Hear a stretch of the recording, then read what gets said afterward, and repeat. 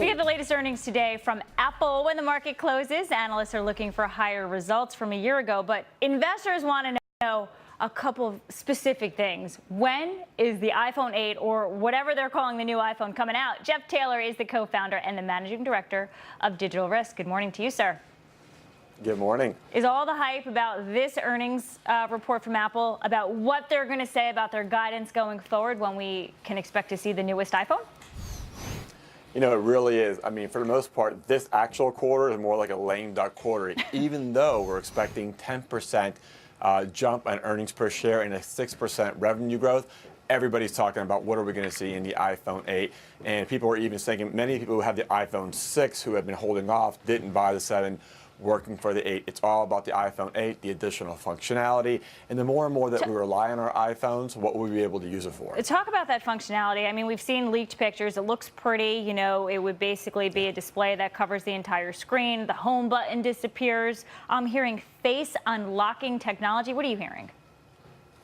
Hearing all those same things. And again, if you think about how much we rely upon our phones for all our personal finance, to apply for a mortgage, to buy a car, all those are just things that are going to make our lives that much more easier and be much more attractive. It's really exciting to see what's going to be coming up. This is a huge week for earnings. It's not just Apple's, but you know, we hear from Pfizer, Sprint, Royal Caribbean today. It's been a good earnings season, the second one in a row of double-digit growth. Is this going to push us to Dow 22,000 today? Because at the close yesterday, we were 109 points away.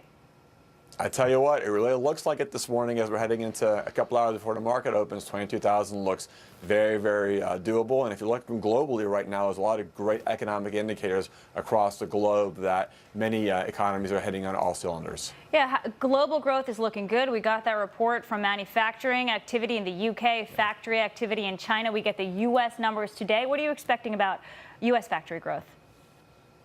So I think U.S. factory growth, unfortunately, is going to be a little bit static compared to the growth that we saw in China and the UK, which they had about their best month in the last 4 months. And this all keeps coming back to the gridlock in Washington. I know President Trump talked a lot about wanting to see what he would do for trade as far as the U.S. companies, but he is still not able to get a lot done there right now. So I think it's going to be flat.